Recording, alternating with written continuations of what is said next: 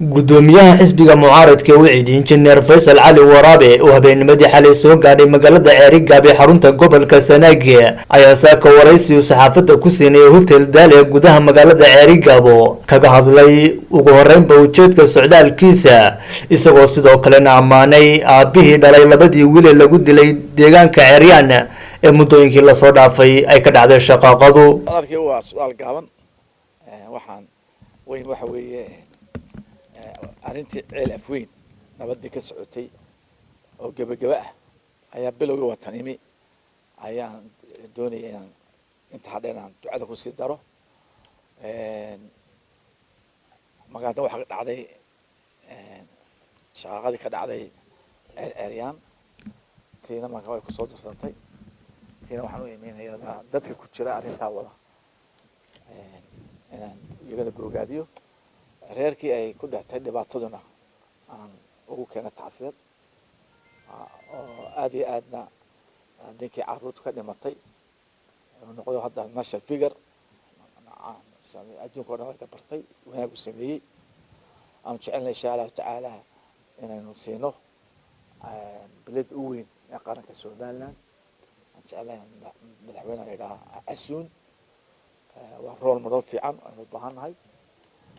dhaqaalaha loo sameeyo ama sameeyo fundraising haddii la yidhaaho si carruurtiisa iyo carruurta agoonta ah ee laga tagay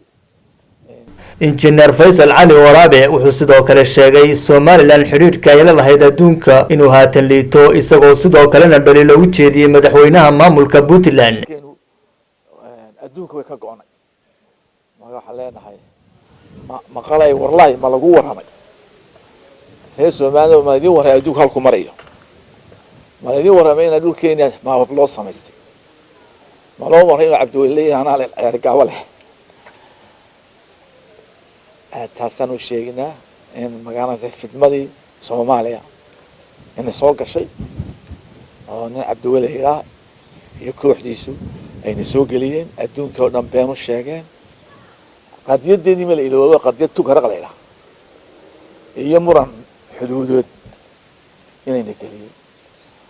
diirada halka oo hayay gobolka Sanaag oo gobolka Soomaaliya ugu taajirsan yahay hadda waan soo maray hodheelada ka socda laamida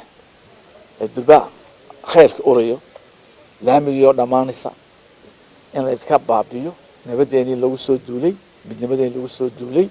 dagaalamaya ee baabinayo mustaqbal injineer Faysal Cali Waraabe gudoomiyaha xisbiga mucaaradka wicid wuxuu sidoo kale ka hadlay aragtida uu ka qabo madaxii goobjoogayaasha caalamiga ah ee Somaliland kaas waxaan qaadnay reer Somaliland oo aad iyo aad qadiyadeena ilaa magaalada saayay Commonwealth inoo dadaaliyay inteeda dadka yar qoora in xiiseeya qadiyadeena magaalada saayay ka daba tagaa weeye anu waxa uu qorayna ma arag kuma loo qoondinin waxa dhagala laakiin inaga wixii ka tafarta in taaban saa ugu dambeyntiina wuxuu injineer Faysal Cali Waraabe gudoomiyaha xisbiga mucaaradka wicid uu sheegay in aanay xukuumadda Somaliland soo gaadhin gobolada bariga Somaliland siba gobolada Sanaag iyo Sool waxaas oo dhan waxa weeye dowlad jilaac maamulkan soo gaadhin bari soo gaadhin Somaliland ban soo gaadhin xitaa ku daciifa in halkan laga dhiso Somaliland la keeno wasaaradaha oo dhan sanadka laga bilaabo haddana 160 dhaqaale xaggan loo soo bariyo burca laga bilaabo laascaanood Ceerigaab barigii Sanaag barigii Sanaag ونقول قاعدة بري سناك إن لو سوتشيس وعلينا بري سناكنا يعني تخاطوا دمان الحمد لله رب العالمين وبلابنا دالي لها إن ليس السوق هل كمان ربنا سومالي ومحمد قنبري تلفزيون عالم جاريال مقالة Ceerigaab